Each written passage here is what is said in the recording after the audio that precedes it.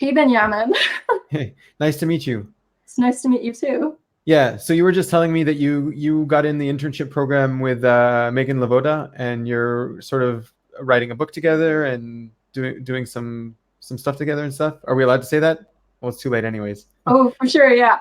Yeah. So I have an internship at a law firm and I worked in HR. So that's a little separate, but Okay. I'm writing a book with Megan Lavoda. Yes, Cool. on the Awesome. way. Um, and uh, and so where did you get started in typology then? I got started 9 years ago. I was typed by other people, so I didn't really have a choice in that. They told me I was INFJ, and I was like, okay. And then I took the test, and I got INFJ anyway. So, Wow. yeah. And I guess you turned out to be INFJ too. Like I didn't really say I know your type because you're twin type with almost a twin type with a whole bunch of people. You're just the FF variant of the NITI blast last, right? Yes. Yeah. Yeah. Um, so so INFJ, that's one of the times that got accurate, I guess, pretty much. Yeah. Surprisingly. Right. Do you Mhm. relate to other INFJs as a jumper type? Like, does it make sense, the INFJ? I do, strangely. Yeah. Yeah. Interesting. I do think I use NITI a little more naturally though. So like when I was a Right. kid, I think my world was NITI and Hmm. FE had to come later. Yeah. Right. Yeah. And then also you're not lead blast, so that would make it that you're not a standard INFJ, I guess. Yes. Right. I'm the more NT puzzling type, want to find out the secrets of the universe. Yeah. Okay. So what are the secrets of the universe then? The secrets of the universe is like, I think typology has one of the keys. They're like refining it. So it's like a secret in progress, like where you're touching the surface, but as we get more theories and they become more accurate, it's like we're getting to this core reality, and that's exciting. Okay. What did you mean by core reality? What do you mean by reality when you're using that word? So I believe that our minds are like pre-wired. They're not hardwired, but we have a pre-wired type, like personality type, such as INFJ or any other system verified, like system indicator. And from this, we have tendencies or preferences. Like they're not set in stone. Like we can choose to deviate, but there is that like what we naturally go to if we were to not change it. So to me, I believe there's a truth in that because like we have our zone and then we can expand outside of that zone, but there's always this core zone that we had.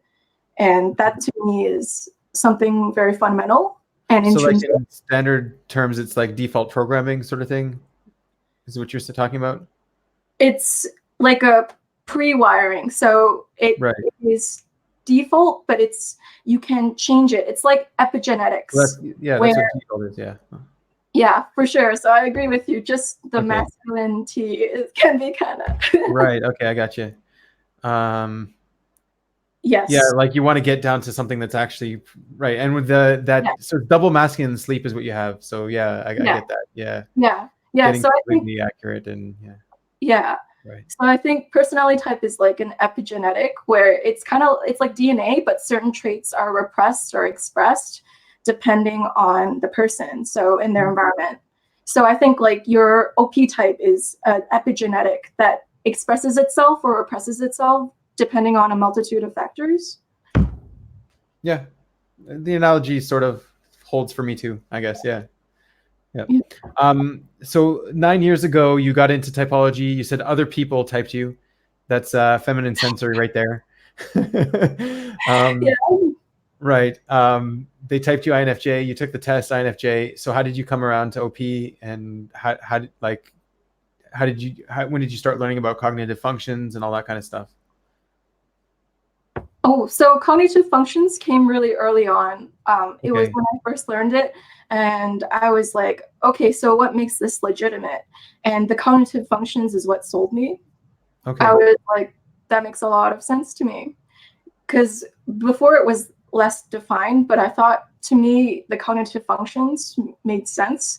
And the reason why I came to OP was because I'm looking for a more objective way, like, to learn personality, because, like, I really care about it. So I want it to be more valuable in the eyes of other people too. And I wanted a way to you know, make it more legitimate. And I thought this was a great place. Oh, yeah. So why, as a very subjective type, why is objectivity important to you then? Yeah, so with logic, my own logic, I'm very subjective, but I guess when people like when people just see personality type as a way to fit people into boxes, like, I feel like they're missing any logical argument and they're completely dismissing it without any reason. And, like, I'm okay with having my own subjective way of seeing logic, but as long as I'm like, I want, at this point in my life, I've wanted to branch out a little more. If that makes sense. Like, I tend to see my ideas as really personal to me, and it means a lot to me. And like, I've gotten to this point, like, 23 years later, like, Right. 9 years into this is only the time I've started to think about, you know, maybe figuring out a way to make other people care about what I care about. But it's sorry, I get nervous when I see the live button and I'm not articulating well. Yeah, it's okay. So you were saying that I asked you basically why it's important for it to be objective, and you said it took you a long time to actually refine it down, and to a point where you can actually bring it out to people. And so is that why the objectivity is important? Because you need a way to bring it out to other people, a way to communicate in a way they can accept because of your own subjective nature to things? Yeah, it's kind of like, I personally do not care about objectivity, but, you know, I realize that if you don't, the world's going to crush you. So I've just, like, it's probably more adaptive to care about objectivity, even if it's your natural tendency not to. Right. Does that make sense? Yeah, sure. Yeah. Okay. So can you tell us a little bit about your masculine NI? How do you see that working in your life? Do you see yourself organizing patterns? Well, I guess you were just explaining that you were. Do you see yourself predicting the future? Yeah, I do this thing called future pacing a lot. And Okay. I like to understand how things unfold, like the future implications, or, like, of human dynamics. So it's like, well, along the lines, like, far down, how will this turn out? Or, like, it's not like a certain, but it's like a vague sense of the inferring the trajectory of things. And with masculine and I can be a little more sure of myself than a feminine and I user would be. Right. Another way I experience masculine NI is my friend Joel Henry, who's an INTP, called NI, like, spear fishing, and NE is like net fishing, because, like, NE is gathering new ideas or, like, new patterns, whereas NI, it's like spear fishing in the sense that it's laser focused. It's trying to aim at that one idea, and it's like going for that bullseye and zoning in on it. And that's what organizing an idea is to me. It's like getting closer to zoning in on the root of an idea. So in a sense, masculine NI to me is this, it's heat-seeking missile towards organizing this one concept that you can fit into multiple sensory things.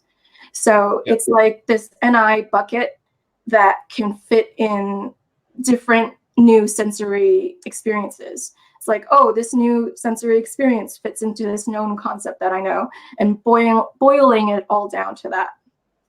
And it's very fulfilling for me. Right. Because I'm using the same functions as you, but maybe other people won't really get it, what you're talking about here. So maybe they do. I don't know. But really what you're talking about is taking, trying to get a core concept that can be applicable in many different areas, and sort of refining that so that it's accurate to those many different areas. And that way, maybe you can remember less things or store less things, or just be able to reuse it so many times, sort of thing. Yeah. Okay. Yeah, it's like my known ideas are my IJ box. And I think like SE reality, like the new realities are knowable through having the right known pattern to see them through. Right. So my NI is deterministic, right? Yeah. It's kind of like my NI is taking these ideas and consolidating them into this one idea, this one overarching theme to fit things into. Yeah. Yeah. And okay, and so then what happens when you have this overarching theme, this idea, this plot that you're so sure is true and it's applicable to so many cases, and then all of a sudden some edge case comes in and just throws you off? This chaos, right? Does this happen to you? Is this something that you go through? Yes. It's kind of like when people throw me off, sometimes they're also missing the point. So it can be kind of distressing in the sense that it's like you're not even like on the idea, like you're not talking about the known idea that I'm talking about. It's like it's like taking the word and making it something else. Yep. Yeah.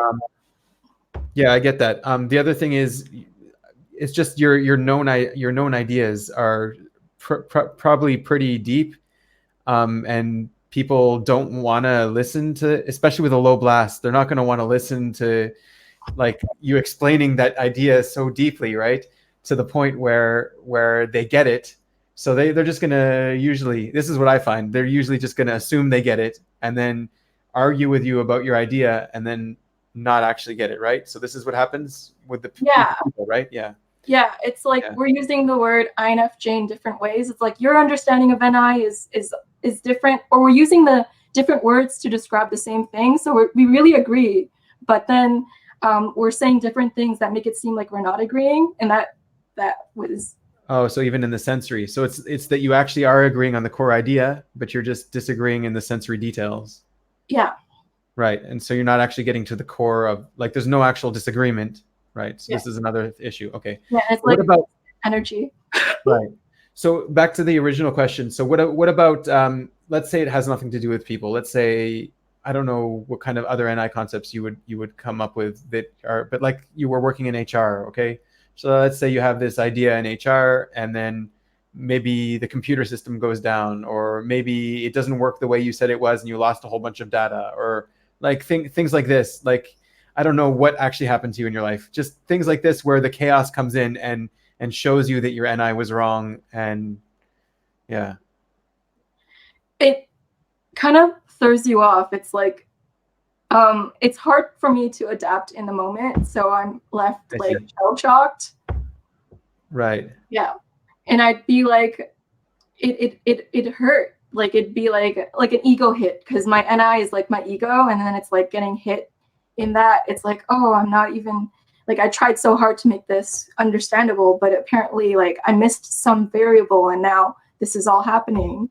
And it's like an hit, because the theory, like my NI I'm very neurotic about. So if it's like if chaos is happening, it means that I like either like my NI vision isn't going to happen and I'm getting frustrated, or I'm like, well, are the things that what I'm thinking about, like, am I missing something fundamentally? And it's like humbling too. And it's like, dang it. Right. Yeah. Yeah.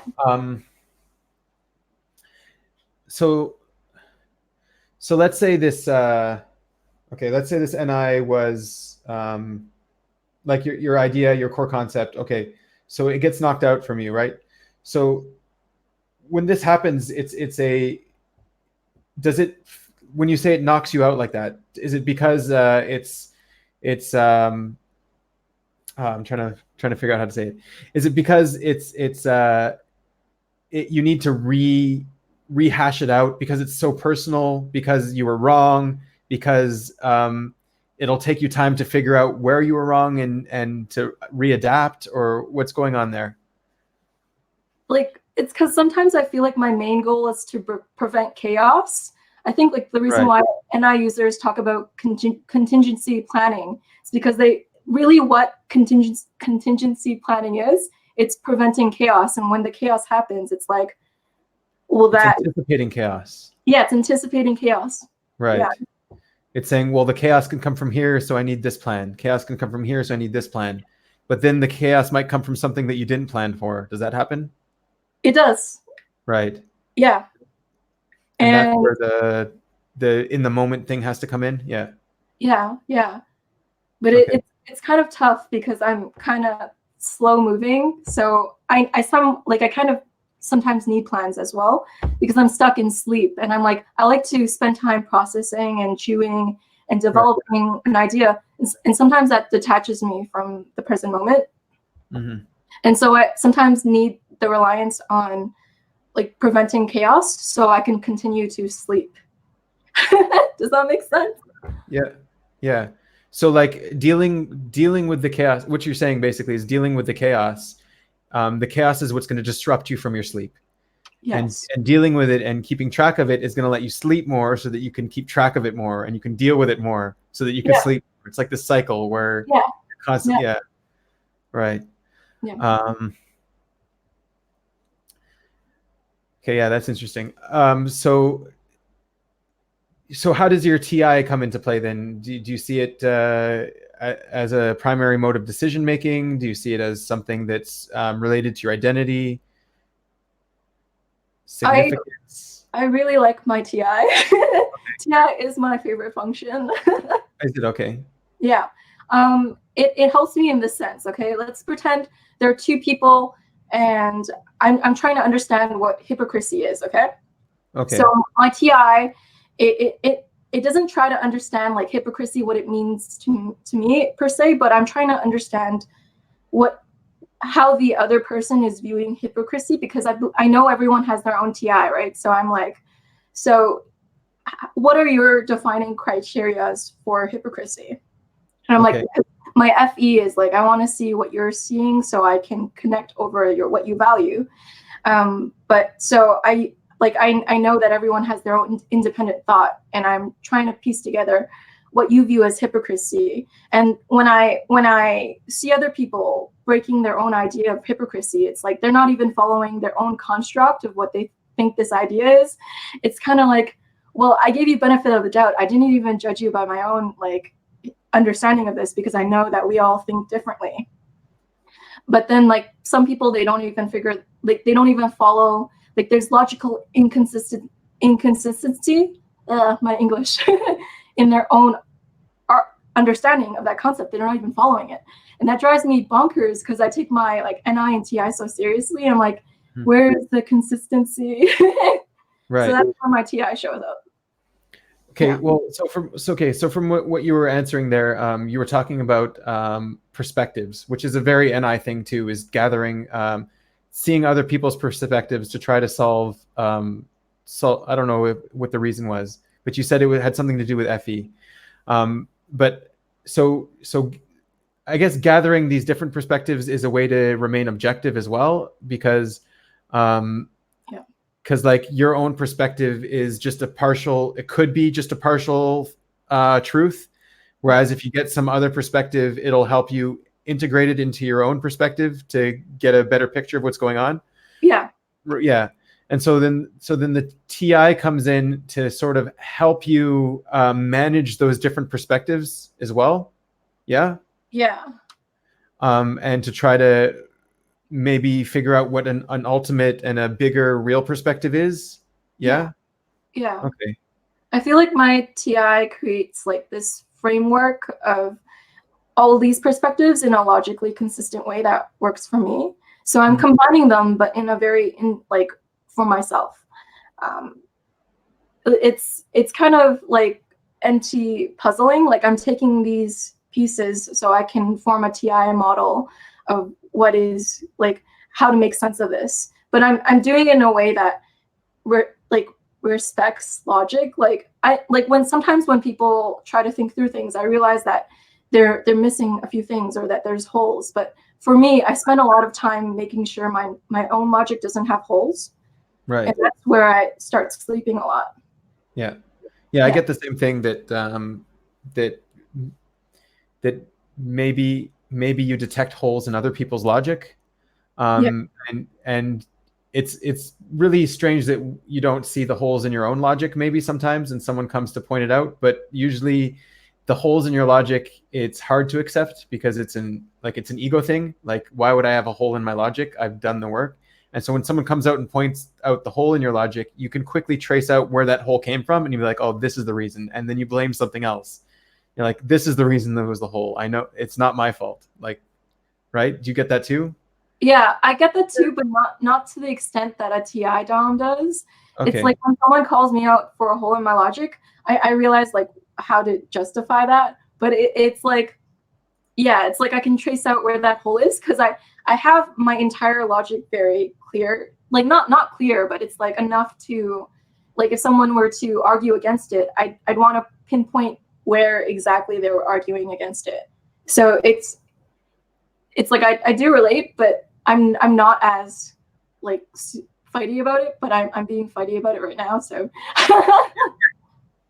Okay, so with this masculine TI, I guess it feels like to other people, it would feel like you're argumentative. Do you get that? No? No, I get friendly and warm, but I don't think always. I don't think I am always, but I like Argumentative? I'm like people tend to call me sweet, friendly, and warm, but Okay. I like inside I feel detached and analytical, and like I'm looking at things from a distance. So it's like this difference between how people see me and how I internally feel sometimes. Yeah. So that's where the NITI comes in. Sorry. Okay, we have Klaus here saying something. Holes in my logic are easy to accept for me. Klaus, holes was without the W, but that's okay. We don't care. Once I can see the reality myself, that is. So he's no problem accepting. Yeah. So I don't think that contradicts anything. Holes in logic, they're easy to accept that there's a hole, but usually I feel personally that I have to blame where that hole came from, right? That like there's a hole in my logic because I was missing this fact, or because you didn't tell me that piece of information, or because that sort of thing. Yeah. Yeah, I would say like like for me, it's like premises. If someone is going to find a hole in my logic, they have to have hit the premises of why I think that logic to change my mind. Because like they're not going to change it by just pointing it out. They need to actually understand why I thought that to completely change my mind. Yeah, I know it's a typo. I do the same thing. I was just poking at you. Sorry, bro. I know you can take it. Okay, so you don't get very argumentative with people. Your masculine TI doesn't come out and argue a lot, or at least from your perspective. I argue in a playful way. Okay. All right. It's like Klaus would say that I like arguing with him because I know him in real life. But it's like I just like that little like jabbing at logic, but it's like not it's not a serious sport. It's like a fun thing with friends. I see. Okay. Yeah. Okay. So then how does your FE come into play, I guess, as your third function? You're not using it to blast as much. Are you using it to play? Are you using it to maybe make decisions for the tribe? Oh yes, because my NINTI is centered around people in the sense that I'm trying to find a unifying theory about humanity or the human condition. And that's where I think the FE comes in, because there's this people-centricness. And that's just like your current task that you're doing. It's not like your all-pervasive cognitive ability in the world. Like when you go to open the fridge, you're not being like, okay, I'm going to open it like this because it's this is how I view humanity, or things like that, right? There's still some kind of functionality outside of this goal that you have to, right? Yes, but it's most fulfilling, and like it fills my energy bucket when I think about it. Right. Yeah. Okay, so then you use your so you're giving an example, I guess, on how you would use your FE to accomplish this one specific goal. With my FE, like I'm looking for other people's preferences before I figure out like my own preferences. So it's like how are you like the tribe? How is the tribe seeing this before I even figure out how I feel about it? So it's like prioritizing the tribe's emotions before I realize truly my own emotions, or like, Right. like I kind of put my own preferences aside, and I try to fully understand the tribe first, and then I put my own preferences in. I think I get what you're saying, so I'm going to ask the question in a different way. How do you figure out what's socially acceptable? It's like I do it through my NI, so it's kind of like I try to figure out their perspective, and if through their perspective I could see how it would be offensive, I'm like, that's probably not something to say. Why? Oh, okay, yeah, sorry. Yeah. In the sense that I don't want to step over their toe if they really do care about it. Like I see it as like there's levels of offense. There's like that joking level offense where it's a joke, but sometimes you can actually like really offend someone, and that's what I'm staying away from Right. because it's a lot of energy to resolve it too if people start fighting. So I don't like unnecessary conflict. And that's why I'll try to figure out people's emotions. What's socially acceptable and stuff like that. Yeah. It's to avoid expending the energy. It's Yeah. to avoid that play energy. Yeah. What about, okay, so this is just something I thought of during the thing. So like sometimes if something is not socially acceptable, but like you go way overboard on it and you become like really, really unsocially acceptable, people kind of understand that you're joking, but like it's that middle line there where they don't know that you're joking, or right? That's what you're talking about, and or you It's don't even like want to get close to that. it's like my TI still wants to be radically honest when it can, but when it like when it reaches that point like where it's like it'll cause this type of drama later. I'm like I'd rather refrain from it just because my Okay. me too. It's So yeah. you're thinking about the future. It'll cause this drama, Yes. right? It's like a future projection of how I Right. might go. So like, if you're constantly thinking about the future in the moment, so that would really hinder your capacity to act in the moment or react in the moment because you're always delaying your action to figure out how it will affect the future. Yeah, it kind of feels like it's hard for me to be in the moment because I'm mentally preparing myself for what's going to come. So I'm like, how do I? It creates. Yeah, it's like Yeah. yeah, yeah. Oh, I didn't hear you actually. It kind of cut off. You're mentally preparing yourself for what the moment creates. Yeah, and it's Right. even like there's a friction between now and the future because I'm trying like my vision of the future. It has to be compromised to live in the now. So I'm against living against in the now. Does that make sense? Right. But at the same time, like this is the one thing I was thinking about, front end and back end. So at the same time, you're living in the now. Like even though you're thinking of the future, you're living in the now, and that's the way that you think about the future is affecting the future because you're doing it in the now, sort of thing. You get what I'm saying?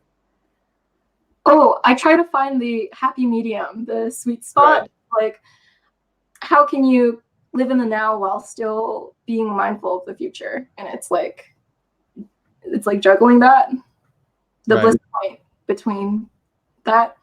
Yeah, sometimes I, get a little existential too, and it's hard to stay in the moment because I'm thinking about like a meta reality.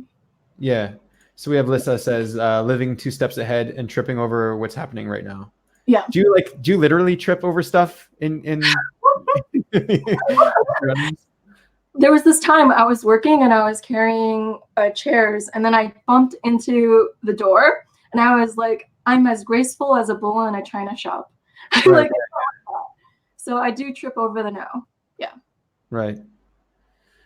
I guess you can say that, right? So I'm just kidding. Sorry, that was offensive. Ignore it. Um, Okay, so then we'll talk about your SE a little bit. Do you see reality around you? Are you conscious of it constantly? Is it something that you're sort of you're is it distracting to you? Is it something that you're trying to avoid and sort of zone out of? Or I guess for me, reality is only so interesting as it is to create an NI connection. So I'm as present in reality as it requires for me to make a cool new, not cool new, like refining a known insight. Like I'm like, oh yes, this contributes to my understanding of things, and that's when that's when I'm into reality. Does that make sense? Like, right. Okay. So you're talking about a direction of reality, bringing it into refining your understanding. But what yeah, about the other direction, acting in reality? acting in reality. I guess I like to like try to act, and I don't want to be completely stuck in my sleep perpetually. Like that would kind of wreck my idea of what my future would be. So I try to keep moving. But it's like this conscious effort because my brain feels like brain fuzz. And it's like I need to keep doing, even though my brain kind of feels like brain fuzz, because it's making these connections and it's not allowing me to completely live in the present, but I'm trying to. But it's still fuzzy, but I'm still going anyway because I respect my future. Nice. Do you always find yourself double thinking and double checking before you actually go out and actually do something or act something? Like, are you very careful with what you do in reality, or the opposite, not careful enough and you are a bull in a china shop sort of thing? I can be really clumsy. I have bruises and like where I don't know where they came from. But with reality, I guess I do try to be deliberate because I'm not good at reacting when it's happening. But Klaus has told me that I'm awkward in the sensory, like because he's in the chat, so I thought I'd give him a shout out. Hey there, Klaus. In the sense that although I'll try to like kind of prepare for reality, it'll still come across as a little awkward to someone who has SE higher up, and they're like, "Huh, that looks a little off." Right. A good analogy just came. So let's say. So here's the analogy: you got to walk to the door, okay? And there's a whole bunch of obstacles in the way. So someone who is acting in the moment would look at the obstacles and walk around them, and then finally get to that door. Like they would be in the moment and see that. Someone who was not acting in the moment would take that snapshot of those obstacles, bring them all into their head, make the plan of how they will eventually get to the door, where they can make a left turn, where they're going to make a right turn, close their eyes and follow that plan, and then hope they get to the door. Like, is that sort of what you end up doing? Like in reality, it's like you're going through the actions of the plan, and then because you're not actually acting within reality, the plan sort of, yeah. And I'd say I try to do both, but they both do make the latter does make sense. It's like you're right. Yeah. But you are trying to balance, at least. Like maybe you update it as you're going to the door, but yeah. Like it's just more like an analogy. Yeah. Okay. Yeah. Cool. It's like looking at the current objects, updating the plan, going by the plan, and then updating current objects and then trying to go around it. Right. But it's never fully just looking at the current objects. Like it's never completely in the SE, but it's like phasing in and out of it. Mm-hmm. So let's talk about your consume a little bit. When do you go out and consume? What do you do it for? I like to consume. It's great. I bought like a lot of books, and I guess books is how I consume. Books is your method? Yeah, like I bought all of David Favier's Enneagram books. Like I own all of them, but I haven't really read them, so I don't know if that's consuming. It's not really consume then if you own them but don't read them. That's peacock consume, classic.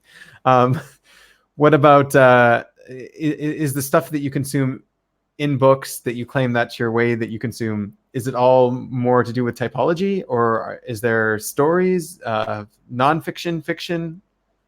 I like typology and nonfiction and watching movies, I guess. Movies? Okay.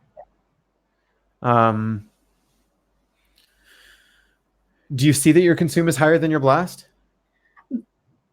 I could see that, and like that's the one part of the code that I'm not sure of, because I think I could be sleep blast or sleep consume.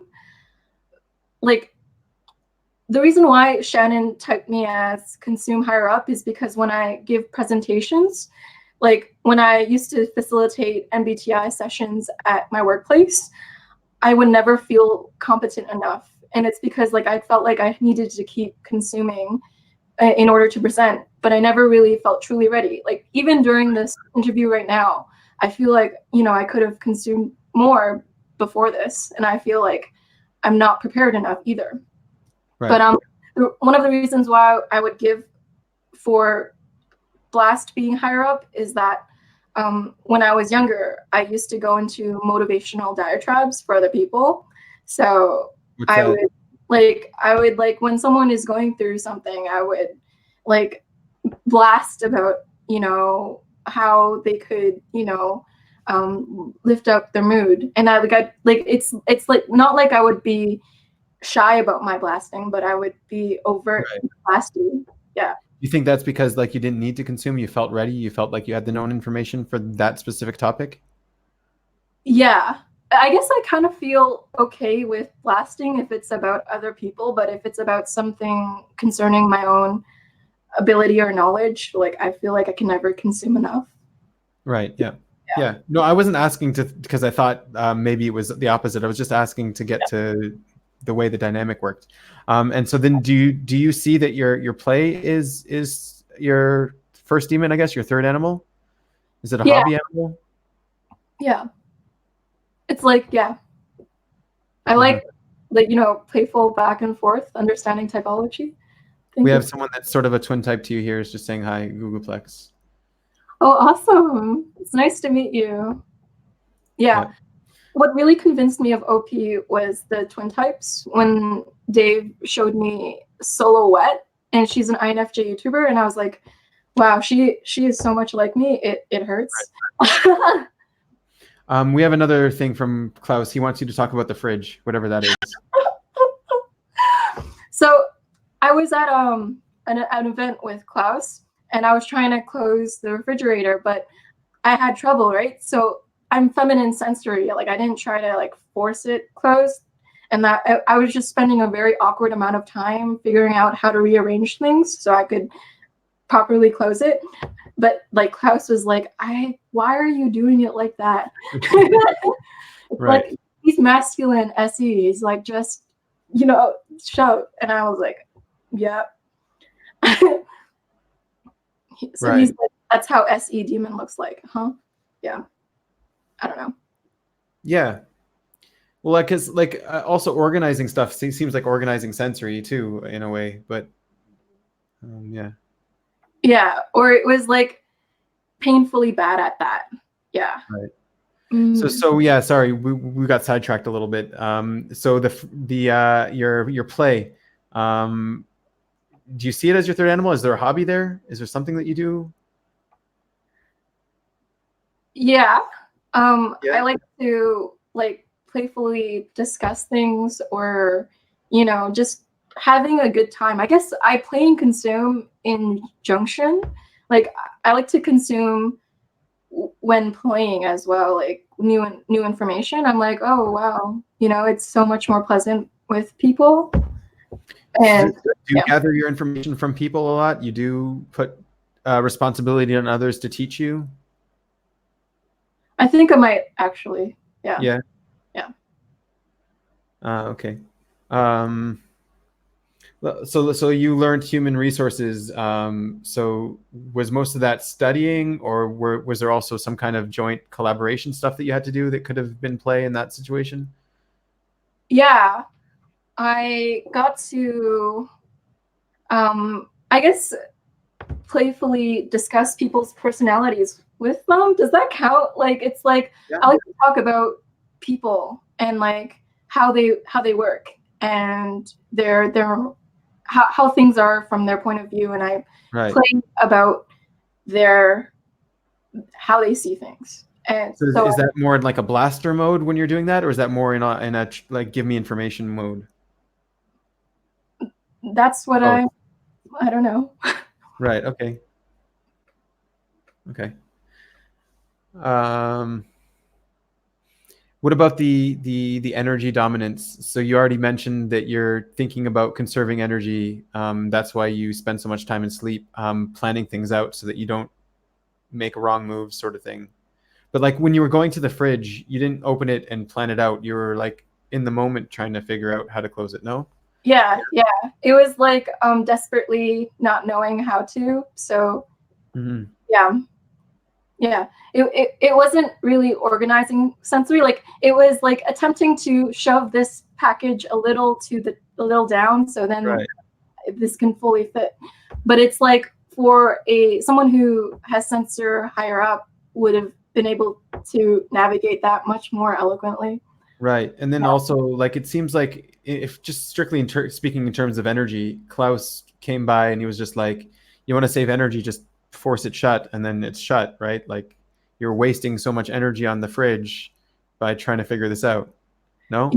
Yeah. Sometimes I think I'm like in my head in the point that it's like my efficiency with doing things is lowered because I'm in my like little NI piecing things together. So I'm not actually paying attention, and it causes things to look a little awkward in the sensory.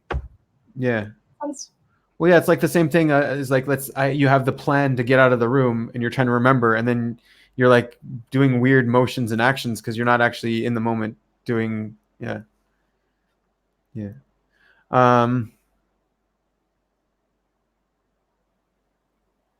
What about tester? Do you see yourself as a tester? As a modality? Yeah. I like to go to some like really nice restaurants and test like foods.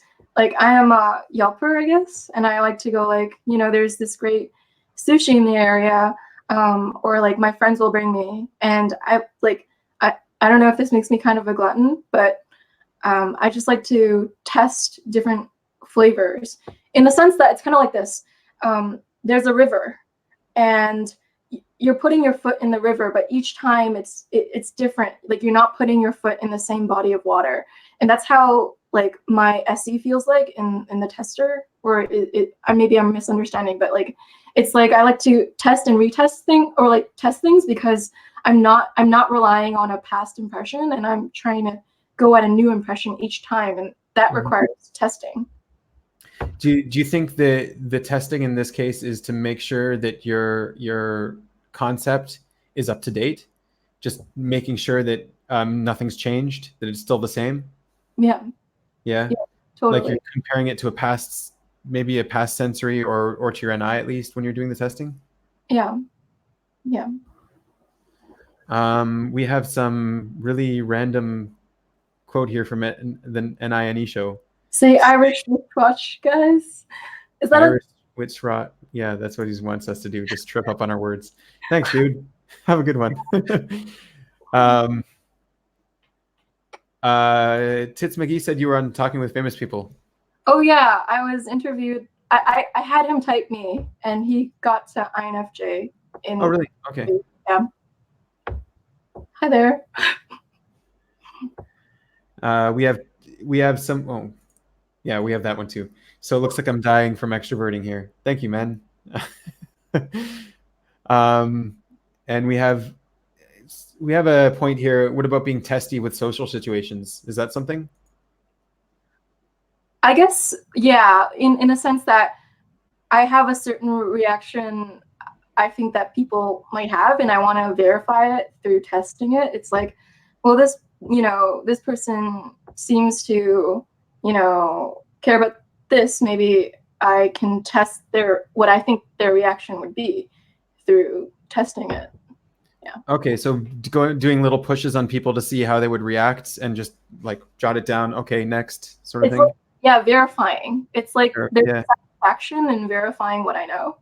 Yeah. Cool. Really awesome. Do you have something that you want to promote? A YouTube channel or a charity or a book, or I don't know. Yes. So I have a book coming out with Megan Lavoda. She's an amazing YouTuber. You should all check her out. Right. And yeah, I have a Twitter. So if you guys want to follow me, it's at Joyce Ming 22. Okay, send me that. We'll put it in the description. Yeah. Yeah. Cool. Do you have any final words or something about your type, about who you are and how you've maybe grown, this journey to personal growth? That, I don't know, anything that you can give to advice to someone else of your same type? Yes. I would say that a good advice to, someone of my type is that sometimes you'll go through life without people really understanding what you're saying. Like, because NI sometimes doesn't reference concrete examples, it can be hard for other people to understand. But what you're saying is, valid, and, you have a lot of insights to offer to the world, even if it might come out as gibberish to people who don't use the same mental processes. Right. Yeah. So what do you recommend for people? So that sounds like a masculine NI thing, like a feminine SE thing. So what do you recommend for people of your type, or what do you recommend for yourself even, on how you deal with people not understanding you? It's to find your groupies, because you'll Okay. find people who feel like home to you, the people who make you feel seen and understood, and who understand you effortlessly. There's this quote that says on Twitter, find the people who speak your language so you don't have to spend the rest of your life translating your soul. And so you'll find people in your life like Benjamin who understands what I'm saying. Right. And you'll find people who you can communicate with fluidly, that you don't have to water yourself down for. So Right. yeah, recommend finding your people. Yeah. Yeah. So like that just goes with finding people on the same quadrants, people with the same functions as you, right? And I think that's important too. It's just it's like a very introverted lesson. I think it's like stick to your people. Don't go out and interact with everyone else. So I don't know if maybe you want to revise that. I would say you can speak to everyone. Like, you can be relationally polygamous. Okay, I'm revising my statement. Like, I don't mean that seriously, but I mean, like, you can make a ton of connections. Right. But you can save your most Your energy. ideas to the people who will respect them and honor it as much as Right. you do. Yeah. Yeah. And I think that's cool too. Like, okay, so you find like a really good friend, maybe someone who can translate to the world some of your ideas and some of the things, like someone who gets you and sort of can help you out. Yeah, that makes sense too. Anyways, it's stuff to think about, at least for yourself and other people of your type. Yeah. And good luck with your book. And yeah, have a good one. Thank you so much for coming out. It's so great to Bye, have. everybody. Yeah. Bye. Sorry, what were you going to say?